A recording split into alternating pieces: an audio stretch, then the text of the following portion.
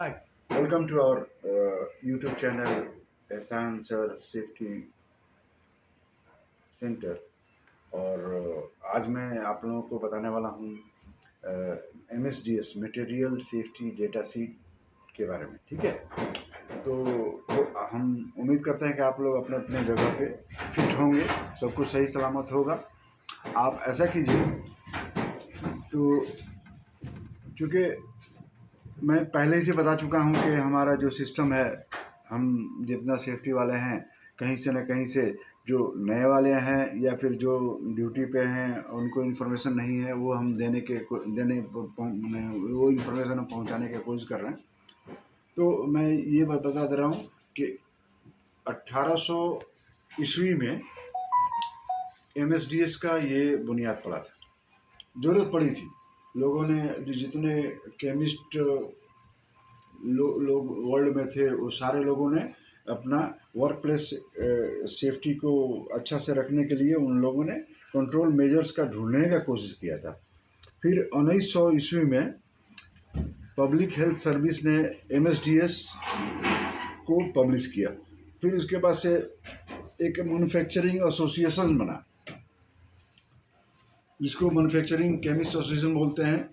वो 1940 में safe handling और का तमाम जानकारी इसमें वो अपना पब्लिश किया। फिर नवंबर में ओसा 1983 में वो अपना हजार्ड कम्युनिकेशन स्टैंडर्ड बनाया। ठीक है, नवंबर 1985 में मैन्युफैक्चरर और मैन्युफैक्चरिंग और डिस्ट्रीब्यूशन को अब उस पर लाजिम कर दिया गया, माने वो कानून के कैद में आ गया बोलो कि उनको ये MSDS देना ही पड़ेगा। फिर उसके बाद से EPA ने Release Planning and Community Right to Know Act चालू किया। अब वो एक आहिस्ते आहिस्ते कंस्ट्रक्शन में या पूरे दुनिया में चाहे जिस तरह से मैन्युफैक्चरिंग हो, वहाँ पे ये अब जरूरी हो गया कि आपको इसका कानून के जद में आने के बाद से ये ज़रूरी हो गया कि आपको जो भी खतरा है उसके बारे में जो मैन्युफैक्चरर है उसको बताना पड़ेगा। ठीक है, तो उसके बाद से ओसा ने हैचकॉम निकाला, हेल्थ कम्युनिकेशन से स्टैंडर्ड। फिर उसको क्या किया, ओसा ने 2012 में इसको हेल्थ कम्युनिकेशन स्टैंडर्ड को तब्दील किया, चेंज किया, और उस टाइम दिया कि जितने भी लोग हैं, जितने भी MSDS मैन्युफैक्चरर हैं, उसको अपने जून 1 तारीख तक 2015 तक इसको कंप्लीट कर लें। अब उसमें बात आ गई कि MSDS, तो पहले MSDS था वो पूरा गवर्नमेंट से के जरिए से वो रिलेशन नहीं रहता। क्यों कि अलग अलग देशों में MSDS को अलग अलग तरीके से इस्तेमाल हो रहा था। तो अब इसमें ग्लोबल अधेरेंस मैंने पूरा दुनिया में उसको अधेर नहीं किया जाता था। फिर उसको क्या किया, ओसा ने इसको SDS सेफ्टी डेटा शीट, जो बहुत ही डिटेल में है और वो सेफ्टी के प्रिकॉशन के मेजर के बारे में स्पेशल तरीके से बताता है, जो GHS स्टैंडर्ड के एतबार से वो गवर्न होने लगा। ठीक है, और जैसे हम जानते हैं कि MSDS में किसी मुल्क में 24 होता है, 24 सेक्शन होता है, किसी मुल्क में कुछ होता है, किसी मुल्क में कुछ होता है। तो उसका कोई पार्टिकुलर MSDS का कोई फॉर्मेट नहीं है। जबकि एनसी ने उसको फिक्स, अमेरिकन नेशनल स्टैंडर्ड ने ये क्या किया, इसको 16 सेक्शन में कैद कर दिया और उसी को UN ने उसको कबूल कर लिया। तो SDS क्या है, UN ने 16 सेक्शन को बताना एकदम जरूरी है। जितने भी केमिकल मैन्युफैक्चरर हैं, अब उन लोगों को 16 सेक्शन उस पेपर में होना ही चाहिए। अब वो होने के बाद से क्या करते हैं, और ये UNO के तरफ से ये वो अप्रूव्ड है। GHS सिस्टम जो है वो मोर एक्यूरेट है, सही है ना। तो अब वो क्या है कि अब उसमें जैसे हम जानते हैं कि मटेरियल सेफ्टी डाटा शीट में 5 जो इम्पोर्टेंट रिस्पॉन्सिबिलिटीज है जो मैन्युफैक्चरर को, कि अगर वो उसको सबसे पहले कि MSDS हैं या SDS को अवेलेबिलिटी कराना है, मेंटेनिंग हजार्ड इन्वेंट्री है, कम्युनिकेशन प्रोग्राम को ट्रेनिंग देना है, बताना है, उसका इन्वेंट्री को बताना है। चौथा नंबर है वार्निंग साइंस एंड लेवल्स को प्रॉपर तरीके से लगाना है, और फिर उसके अंदर क्या हजार्ड है और उस तरह से क्या क्या है, ये सारा कुछ का ट्रेनिंग उनको देना पड़ेगा। तो अब तो बात आ गई उसमें। तो अब ये जो है, ये हम क्या करेंगे, MSDS को अब जैसे किसी भी पेंट का या थिनर का या और भी दीगर के डीजल का आप अक्सर देखे होंगे कि हर डीजल टैंकर पे या केमिकल टैंकर पे एक लेबल बना होता है जिसमें गोल सा चक्कर होगा, उसको 4 हिस्सों में बांटा गया होगा और हर एक का अलग अलग कलर होगा। जैसे लाल कलर है तो वो फायर हजार्ड है, और येलो कलर है तो हेल्थ हजार्ड है। ऐसे ही उसमें सारा कुछ, फिर उसमें क्या होता है, हैचकेम नंबर होता है।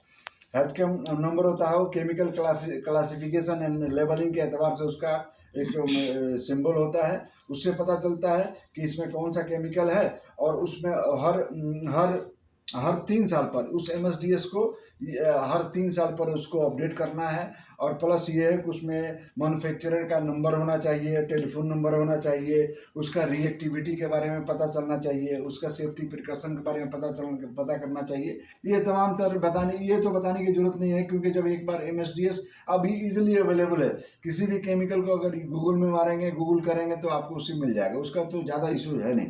लेकिन मेन इशू ये है कि हम लोगों को जानना होगा उसमें 16 जो पॉइंट्स है, उस 16 पॉइंट्स को में कैसे कैसे डिटेल किया गया है, ठीक है ना। जैसे रिएक्टिविटी है, फिर सेफ्टी प्रिकॉशन है, PPE है, फिर उसी के एतबार से ट्रेनिंग कैसे दिया जाएगा, ट्रेनिंग देना है, लोगों को खतरा बताना है। जैसे कि उसने बताया ना कि ओसा ने बता दिया है कि ये जो है हैचकॉम जो है मैंने हजार्ड कम्युनिकेशन स्टैंडर्ड में है, और राइट टू नो एक्ट जो निकाल दिया कि भाई हर आदमी का ये हक है कि उसके बारे में ये जानकारी हासिल करे।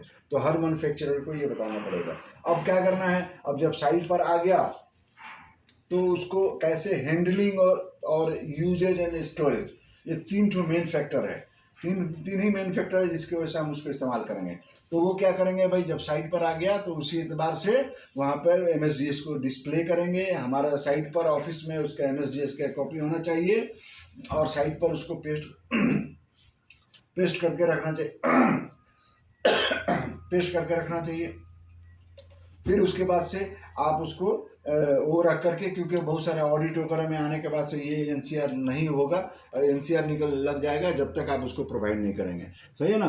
तो इस तरह से आप उसको ट्रेनिंग देंगे, बताएंगे, और फिर उसका डिस्पोजल भी करना है। डिस्पोजल के लिए अलग से एरिया को चुनना है, फिर डिस्पोज करना है। कैसे डिस्पोज करेंगे भाई, तो वो जिस मुल्क में आप काम कर रहे हैं वहाँ के मुल्क के कानून के हिसाब से एक कॉन्ट्रैक्टर होगा जो गवर्नमेंट की तरफ से अप्रूव्ड होगा। आप उसको ये जितना भी केमिकल है वो कुछ पैसों में वो अपने पैसा उसको डिस्पोज कर मैंने देंगे, उसी के हिसाब से वो पैसा दे करके उसको डिस्पोज करेगा, वो ले लेगा।